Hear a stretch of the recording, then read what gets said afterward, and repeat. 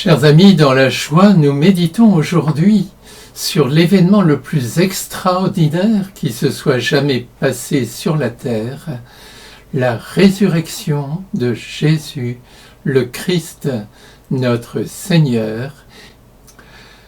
Cet événement nous est connu par les récits des apôtres et évangélistes qui nous rapportent les différentes manifestations de Jésus à ses disciples à partir du moment de sa résurrection. Et l'aspect que nous aimerions méditer surtout, c'est celui de la miséricorde infinie que Jésus manifeste alors à ses disciples et à travers eux, qu'il veut vraiment nous manifester à nous aussi et dans laquelle il veut nous faire entrer. Commençons par nous tourner vers le Père qui est la source de cette miséricorde, qui est, comme a dit saint Paul, un Dieu riche en miséricorde. En effet, l'apôtre écrivait « Dieu est riche en miséricorde. À cause du grand amour dont il nous a aimés, nous qui étions des morts par suite de nos fautes, il nous a donné la vie avec le Christ. C'est bien par grâce que vous êtes sauvés.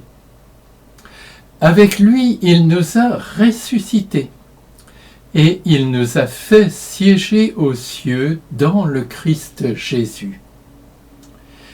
Il a voulu ainsi montrer au long des âges futurs la richesse surabondante de sa grâce par sa bonté pour nous dans le Christ Jésus.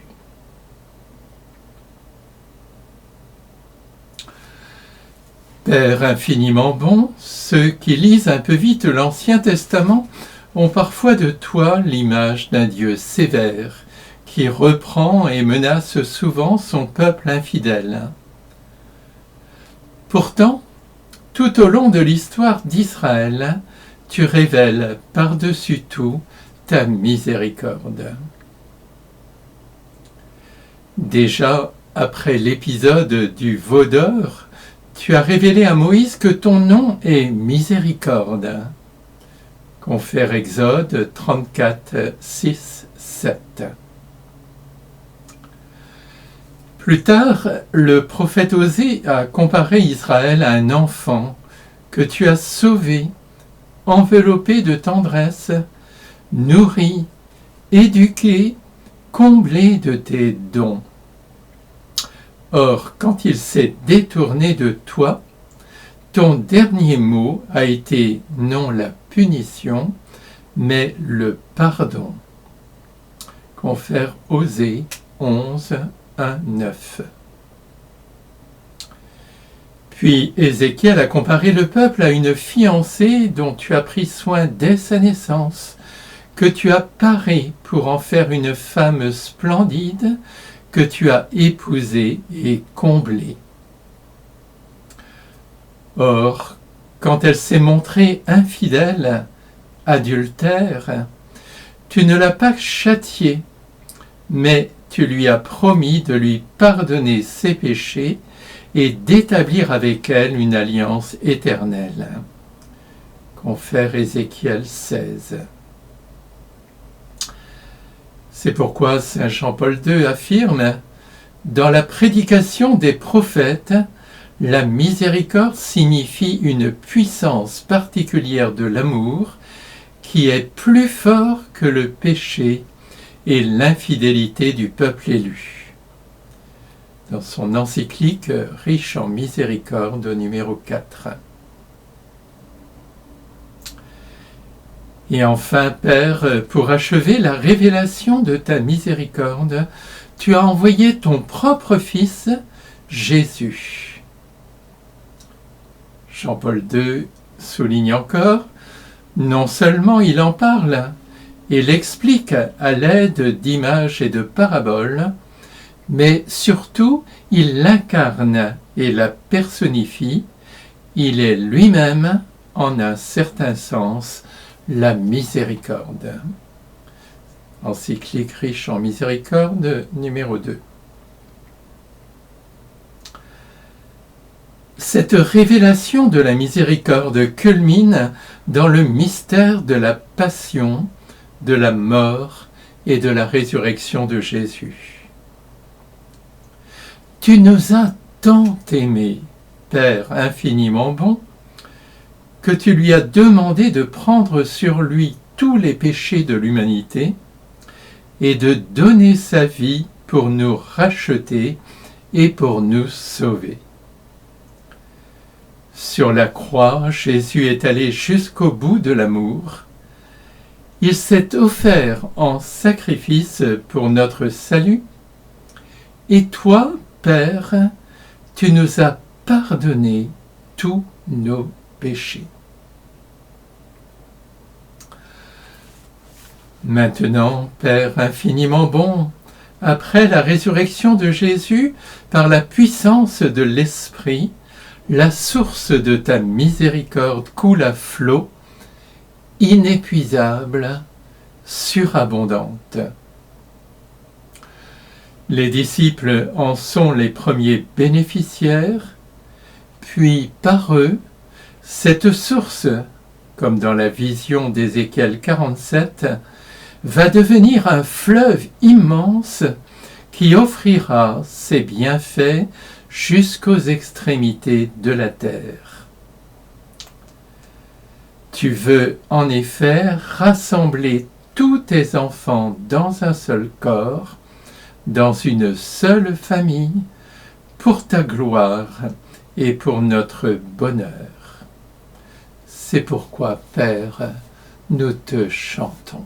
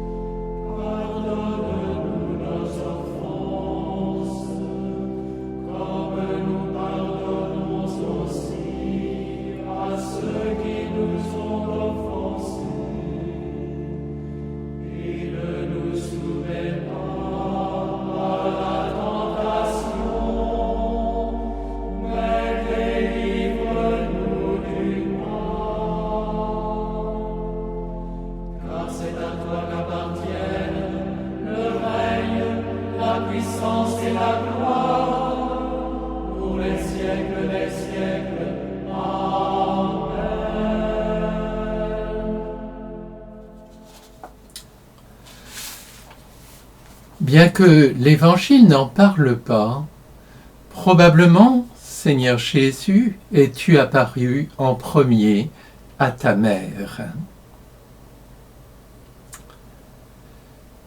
Mère de Jésus, Vierge Marie. Certains, comme Saint Jean-Paul II, pensent que ton Fils ressuscité t'est vraiment apparu. L'Écriture n'en parle pas. Ce qui est sûr, c'est que depuis ta conception, Vierge Sainte, tu vis le mystère de l'infinie miséricorde de Dieu.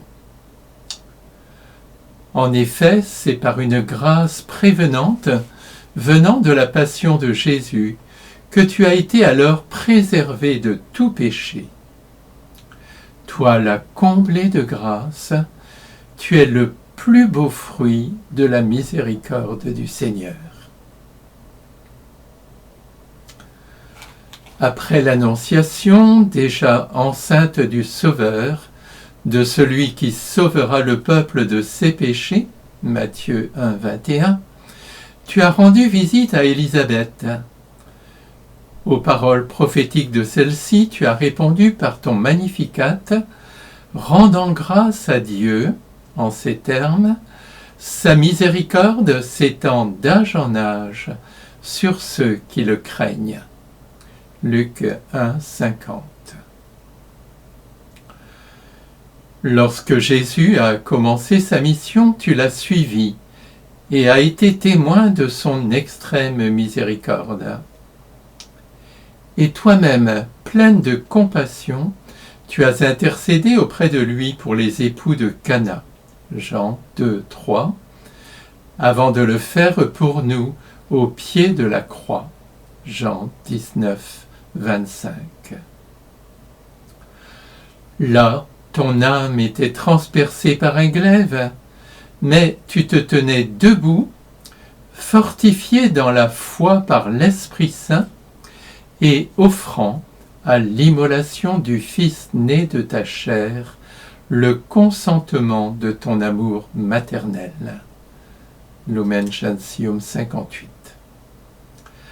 Ainsi, intimement unis à lui au moment où il nous obtenait le pardon du Père pour tous nos péchés, tu es devenue la mère de miséricorde.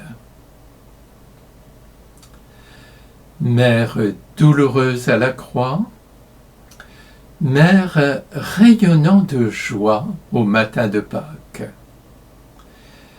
Dès que Jésus est ressuscité, dans ton cœur qui vivait à l'unisson avec le sien, a surgi une allégresse immense, et tu as pu chanter à nouveau ton Magnificat pour le triomphe de la miséricorde.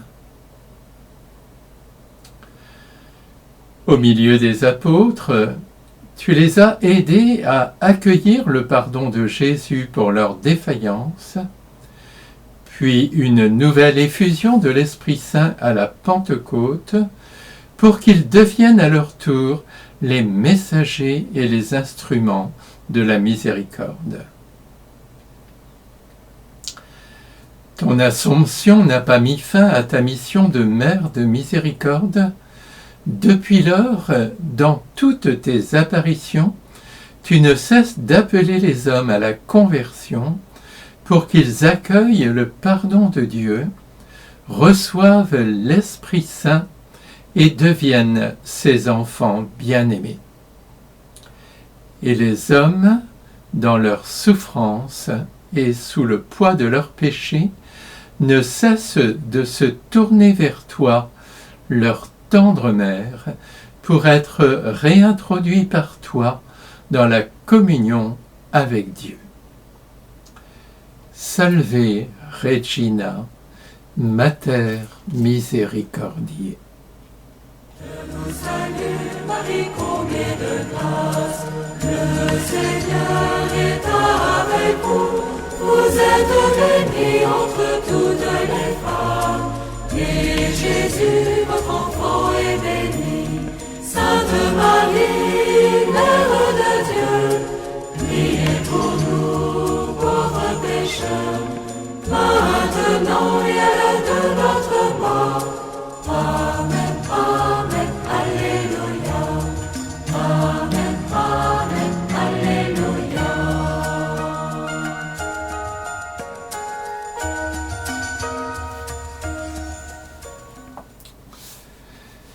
Seigneur Jésus ressuscité, tu t'es manifesté d'abord aux saintes femmes. Après le message de l'ange, vite elles quittèrent le tombeau, remplies à la fois de crainte et d'une grande joie, et elles coururent porter la nouvelle à ses disciples.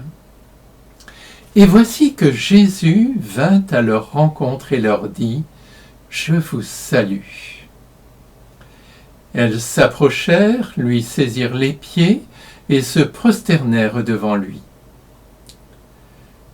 Alors Jésus leur dit : « Soyez sans crainte, allez annoncer à mes frères qu'ils doivent se rendre en Galilée, c'est là qu'ils me verront. » Matthieu 28, versets 8 à 10.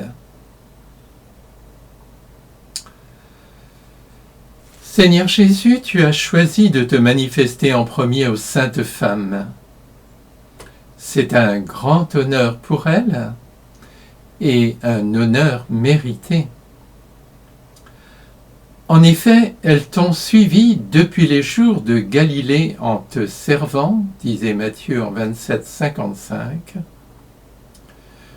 Peut-être parce qu'au départ, elles avaient reçu de toi une faveur, une délivrance comme Marie-Madeleine, une guérison pour elle ou pour un proche, une grâce de pardon.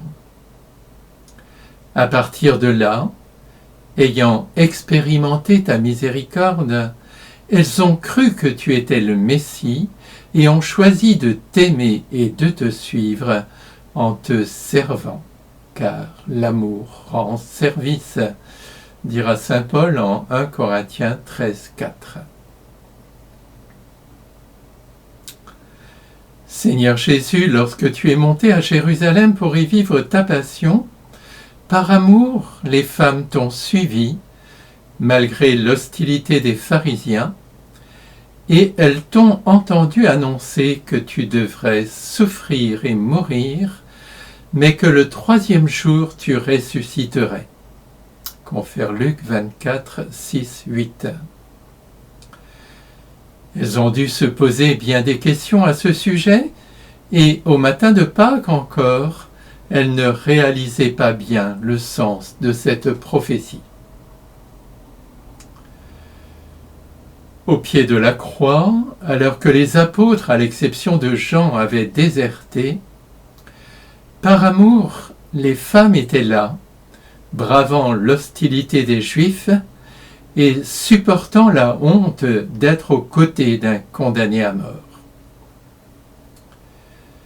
Mais du coup, elles ont été les premières à recueillir les fruits de la rédemption, le pardon du Père, le don de la Mère de miséricorde et le souffle de l'Esprit. Elles représentaient alors l'Église qui naissait comme épouse du côté ouvert du nouvel Adam. Le cœur rempli de douleur et de compassion, les femmes t'ont vu mourir en croix, Jésus. Puis elles t'ont vu être déposé dans le tombeau en hâte à cause du sabbat. Confère Matthieu 27, 61. Leur cœur était bouleversé, mais habité aussi par une certaine paix, car elles étaient allées avec toi, Jésus, jusqu'au bout de l'amour. Elles n'aspiraient qu'à te rendre un dernier hommage d'amour en embaumant ton corps, et c'est pour cela qu'elles venaient au tombeau au matin de Pâques. Là, quelle ne fut pas leur stupeur, Seigneur Jésus, lorsque l'ange leur annonça que tu étais ressuscité.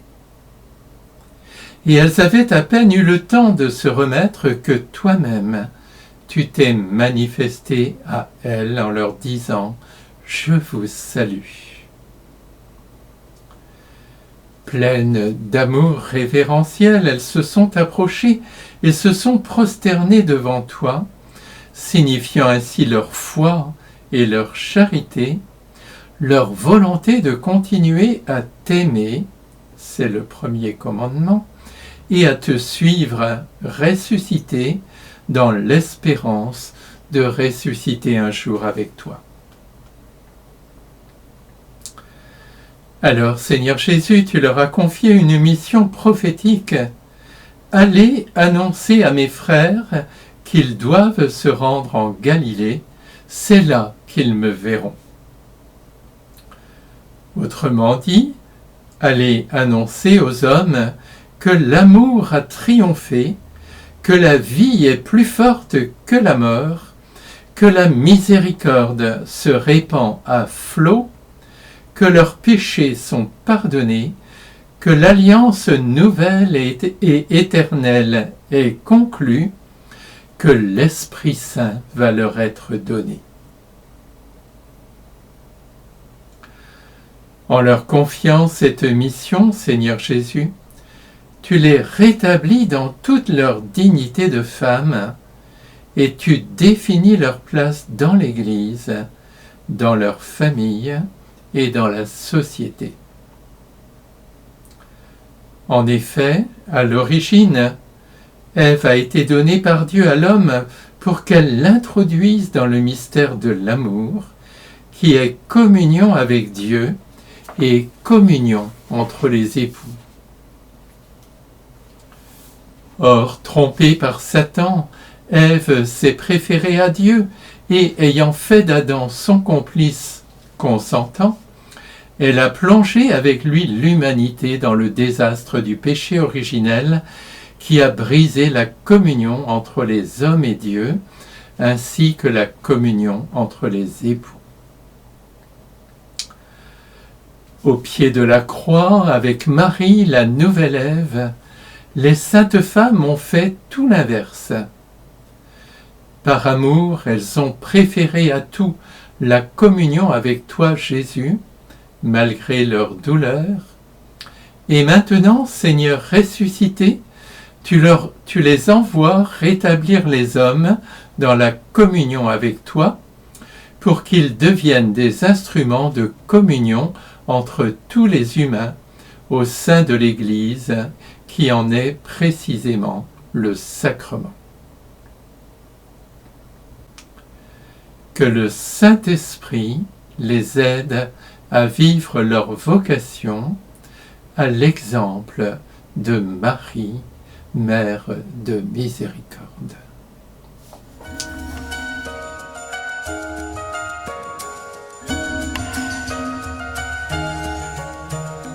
Je vous salue, Marie comblée de grâce. Le Seigneur est avec vous. Vous êtes bénie entre toutes les femmes. Et Jésus, votre enfant, est béni. Sainte Marie, Mère de Dieu, priez pour nous, pauvres pécheurs, maintenant et à l'heure de notre mort. Amen, Amen, Alléluia.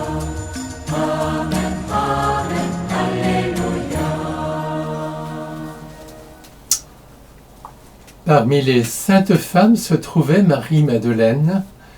Saint Jean nous raconte comment elle a eu le privilège de rencontrer le Seigneur Jésus. Marie-Madeleine se tenait près du tombeau, au dehors, tout en pleurs. Et en pleurant, elle se pencha vers le tombeau. Elle aperçoit 2 anges vêtus de blanc, assis l'un à la tête et l'autre aux pieds, à l'endroit où avait reposé le corps de Jésus.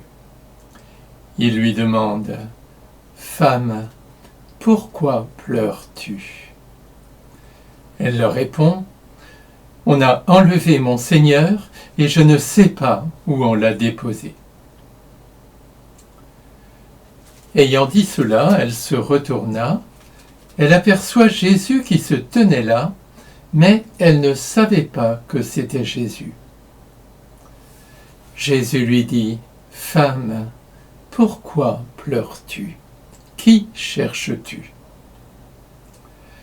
Le prenant pour le jardinier, elle lui répond « Si c'est toi qui l'as emporté, dis-moi où tu l'as mis, et moi j'irai le prendre. »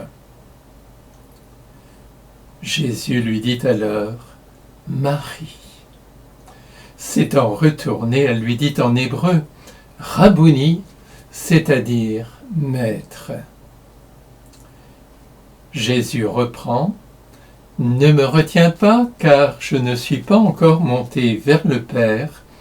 Va trouver mes frères pour leur dire que je monte vers mon Père et votre Père, vers mon Dieu et votre Dieu. » Jean 20, 11, 17.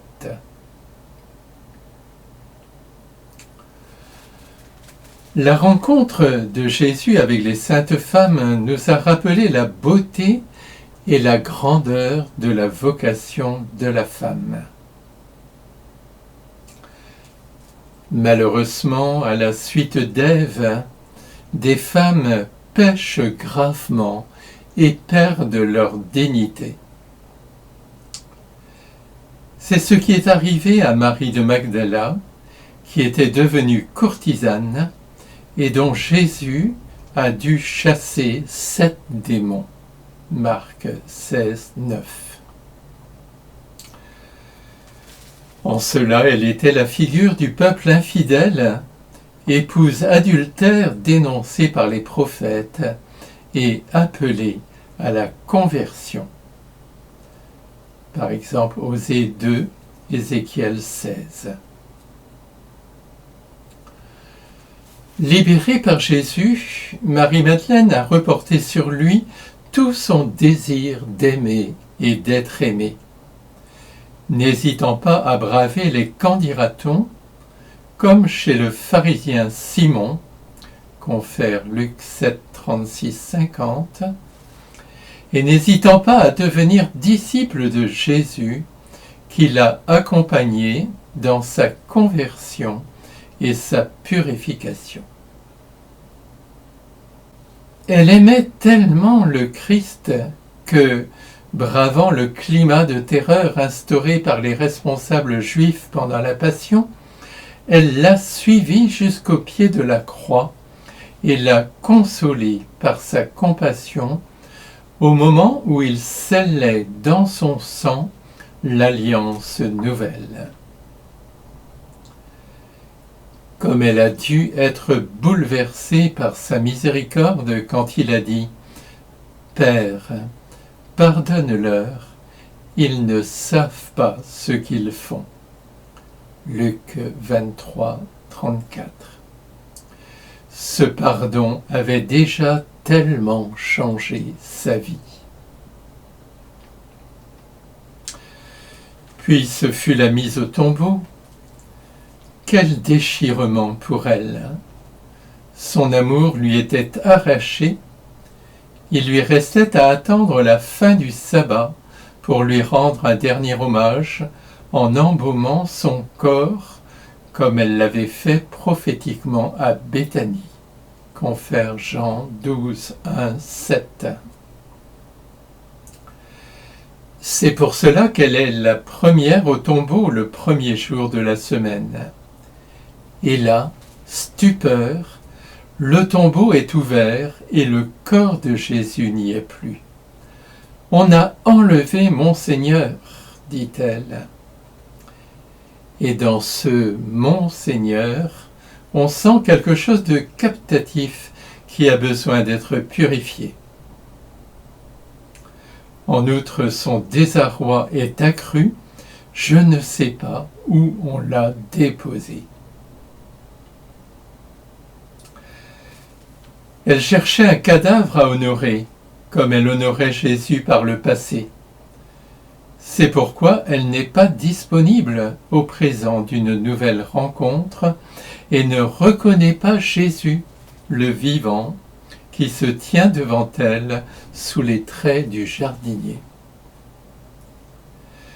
Celui-ci se fait reconnaître à elle en l'appelant par son nom, Marie. Alors elle voudra lui manifester son amour avec effusion, comme avant, mais le Seigneur l'arrête. Ne me retiens pas, car je ne suis pas encore monté vers le Père. Désormais, Jésus va vivre auprès du Père, et c'est dans la foi, dans la contemplation, que Marie-Madeleine devra lui exprimer son amour. Et c'est ainsi que cet amour grandira jusqu'à la perfection. Ayant à ce point bénéficié de la miséricorde du Seigneur, Marie-Madeleine ne peut la garder pour elle. Jésus l'envoie annoncer cette bonne nouvelle d'abord aux apôtres et ensuite à tous ceux qu'elle rencontrera. Dieu est vraiment un Père riche en miséricorde. il nous recrée par sa miséricorde, et nous, ses enfants, il nous comble des bénédictions de l'Esprit. Selon la tradition, Marie-Madeleine, à cause des persécutions contre les chrétiens, a fui la Terre Sainte et est venue se réfugier en Provence à la Sainte-Baume. Elle a été ainsi une des premières évangélisatrices de notre pays, qu'elle intercède pour nous aujourd'hui avec Marie, la Mère de Miséricorde. Je vous salue, Marie, comblée de grâce. Le Seigneur est avec vous. Vous êtes bénie entre toutes les femmes. Et Jésus, votre enfant, est béni. Sainte Marie, Mère de Dieu, priez pour nous, pauvres pécheurs, maintenant et à l'heure de notre mort. Amen, Amen, Alléluia. Amen, Amen, Alléluia.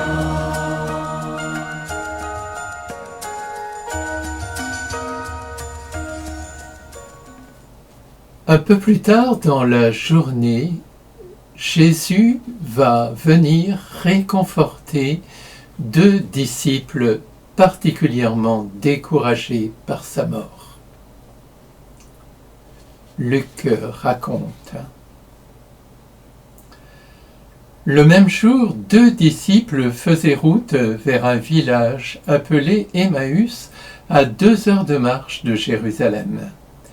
Et ils parlaient entre eux de tout ce qui s'était passé. Or, tandis qu'ils s'entretenaient et s'interrogeaient, Jésus lui-même s'approcha et il marchait avec eux.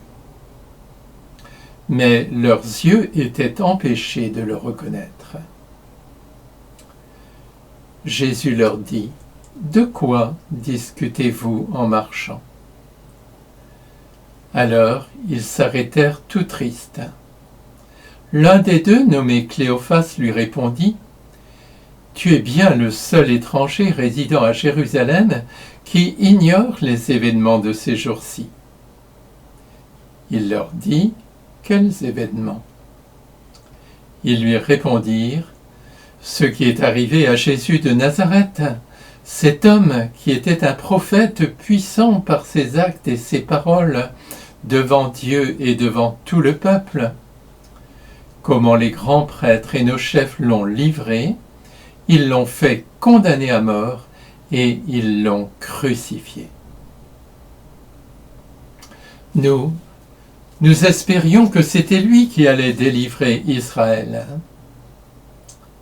Mais avec tout cela, voici déjà le 3e jour qui passe depuis que c'est arrivé. À vrai dire, des femmes de notre groupe nous ont remplis de stupeur.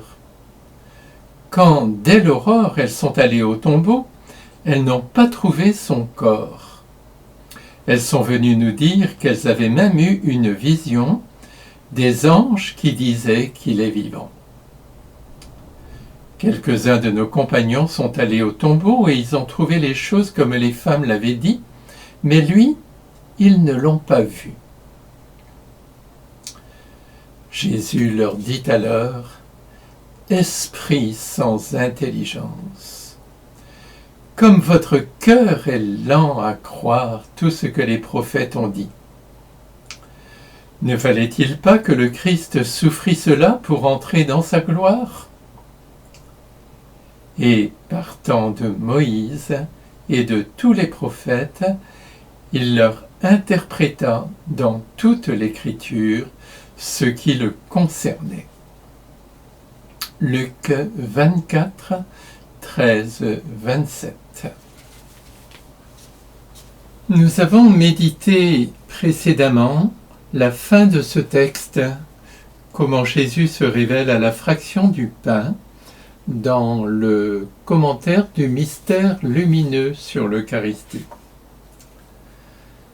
À présent, regardons comment Jésus ressuscité dans sa miséricorde vient à la rencontre de ses 2 disciples découragés pour les réconforter et ranimer leur foi. Ta mort, Jésus, les a rendus tout tristes.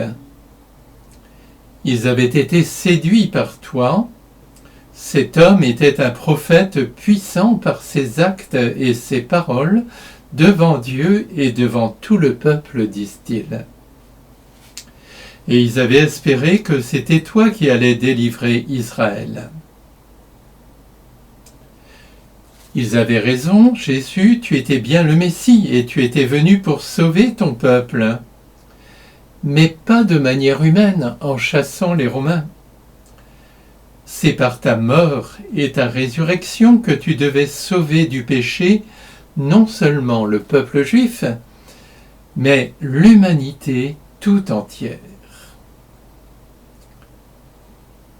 Les 2 disciples en sont restés à ta mort perçus comme un échec et n'ont pas cru le témoignage des femmes.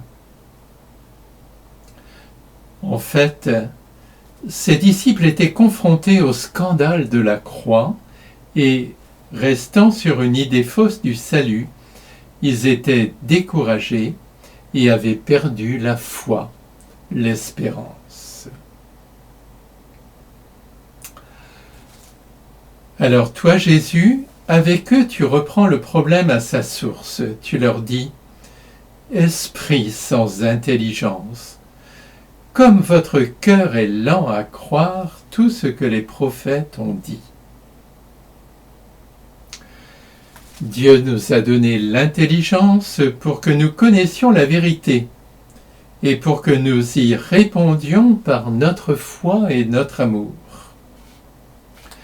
Le père du mensonge s'emploie à nous tromper et à susciter le manque de foi, le découragement. Dans un des mots grecs signifiant péché, hamartia, se trouve l'idée de se tromper. C'est pourquoi, toi qui es la vérité, Jésus, confère Jean 14, 6, pour dissiper les erreurs dues aux limites de notre intelligence ou aux suggestions sournoises de Satan, tu nous ramènes, comme les disciples d'Emmaüs, à la vérité des Écritures. Pour les faire entrer dans la sagesse de la croix, comme dit saint Paul en 1 Corinthiens 1, 18, 25, ne fallait-il pas que le Christ souffrit cela pour entrer dans sa gloire, dis-tu Jésus? Seigneur Jésus, tu relis avec eux l'Ancien Testament. Et partant de Moïse et de tous les prophètes, il leur interpréta dans toute l'Écriture ce qui le concernait. L'Écriture a été inspirée par l'Esprit Saint, comme le rappelle Pierre dans sa 2e épître au chapitre 1, verset 21. Elle prend tout son sens quand elle est reçue dans l'Esprit Saint. Et toi, Jésus ressuscité, tu communiques cet esprit d'abord aux disciples, spécialement le don d'intelligence, si bien que leur cœur en devient tout brûlant, et ainsi tu les aides à surmonter leur découragement et les fais passer de l'espérance morte à la foi vive. Ils sont prêts à te reconnaître à la fraction du pain. Vierge Marie, toi qui as été docile à la parole et la méditais dans ton cœur, nous nous confions à toi et nous te chantons.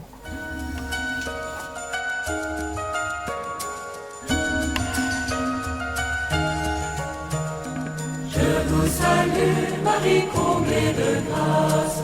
Le Seigneur est avec vous. Vous êtes bénie entre toutes les femmes. Et Jésus, votre enfant, est béni.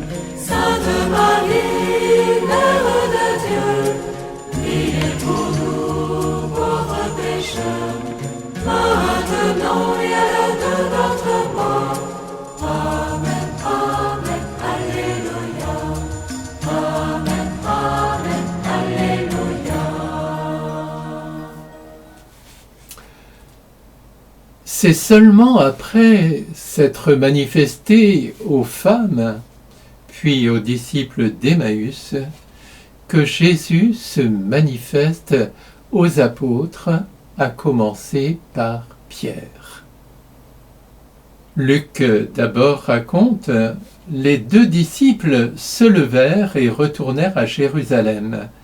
Ils y trouvèrent réunis les 11 apôtres et leurs compagnons, qui leur dirent: le Seigneur est réellement ressuscité, il est apparu à Simon-Pierre.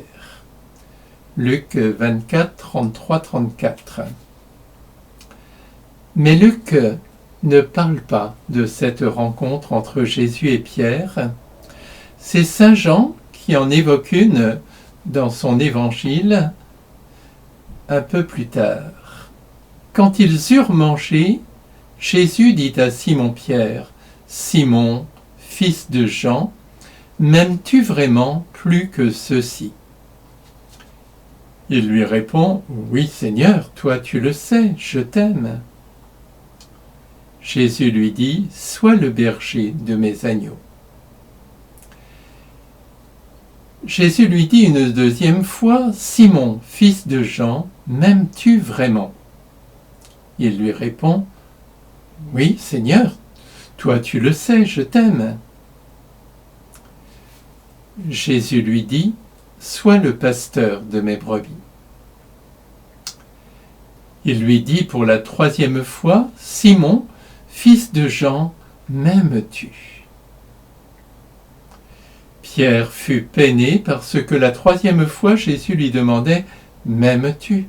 Et il lui répond: Seigneur, toi, tu sais tout, tu sais bien que je t'aime.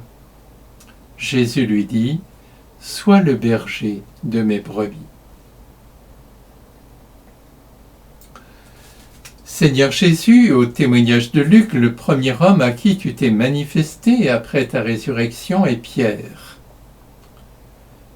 En effet, après qu'il t'a reconnu comme le Messie, c'est lui que tu as choisi pour être le pasteur de ton Église, en lui conférant en particulier le pouvoir des clés, le pouvoir de réconcilier les hommes avec Dieu.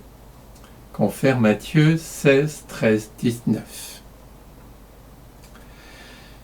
Mais Pierre avait alors une foi encore immature et trop humaine. En effet, lorsque tu as annoncé ta passion, il a voulu t'empêcher de prendre ce chemin et tu as dû le remettre vertement à sa place. Confère Matthieu 16, 21, 23, ajoutant aussitôt après: si quelqu'un veut marcher à ma suite, qu'il renonce à lui-même, qu'il prenne sa croix et qu'il me suive. Matthieu 16, 24. Seigneur Jésus, lorsque l'heure de ta passion a été imminente, Pierre a affirmé avec présomption: si tous viennent à tomber à cause de toi, moi je ne tomberai jamais. Mais tu lui as répondu: Amen, je te le dis, cette nuit même, avant que le coq chante, tu m'auras renié 3 fois. Matthieu 26, 33, 34. Et c'est ce qui s'est passé. Pire, après t'avoir renié, Pierre a été incapable de te suivre jusqu'au calvaire. Quelle humiliation pour celui que tu avais choisi pour être le pasteur de ton Église! Alors ton regard miséricordieux a empêché Pierre de sombrer, comme Judas, dans le désespoir, et après sa terrible défaillance, il pleura amèrement. Luc 22, 61, 62. Quelle honte il a dû ressentir durant le sombre samedi qui a suivi. C'est pourquoi, lorsque tu t'es manifesté à lui le jour de Pâques, Pierre devait être dans ses petits souliers, comme on dit. Peut-être, comme le fils prodigue de la parabole, avait-il envie de te dire « Seigneur, je ne suis plus digne d'être le chef des disciples. Eux ne t'ont pas renié comme moi. » Mais toi, Jésus, tu fais preuve de la plus grande miséricorde envers lui. Tu ne lui adresses pas un mot de reproche, aucun jugement, aucune condamnation. Dans le récit de Jean, tu lui rappelles sa triple défaillance d'une manière très douce, par allusion, en lui posant 3 fois la question « M'aimes-tu » et la triple profession d'amour de Pierre vient effacer son triple reniement. En lui demandant « M'aimes-tu vraiment plus que ceci ?» tu lui fais comprendre qu'il a péché plus gravement qu'eux, mais que par un amour plus grand pour toi, il peut obtenir ton pardon et être rétabli dans sa fonction non seulement d'apôtre, mais de chef des apôtres. Et c'est bien ce qui arrive. Dans ta miséricorde, Seigneur Jésus, tu lui rends toute cette dignité. Pierre n'oubliera jamais qu'il est un rescapé de la miséricorde. Désormais, sa foi, ayant intégré le mystère de la croix, sera inébranlable et il sera en mesure, comme tu l'avais annoncé Jésus, d'affermir ses frères. Luc 22, 32. En outre, il exercera le ministère de la réconciliation humblement, conscient d'en avoir bénéficié le premier. Et lui, qui avait voulu te détourner de la croix, lui qui avait été incapable de te suivre au calvaire, à la fin de sa vie, il mourra sur une croix comme toi, son Seigneur. Son âme alors te retrouvera, et à la fin des temps, il ressuscitera avec toi pour la vie éternelle. Seigneur Jésus, dans nos familles, des parents renient leurs enfants. Des enfants renient leurs parents. Des conjoints renient leurs conjoints. Toi qui as pardonné à Pierre son reniement, viens ranimer l'amour dans le cœur de ceux qui renient et donne à ceux qui sont reniés de pardonner comme toi par la grâce du Saint-Esprit avec Marie, la Mère de miséricorde. Nous t'en prions. Je vous salue, Marie, comblée de grâce. Le Seigneur est avec vous. Vous êtes bénie entre toutes les femmes. Et Jésus, votre enfant, est béni.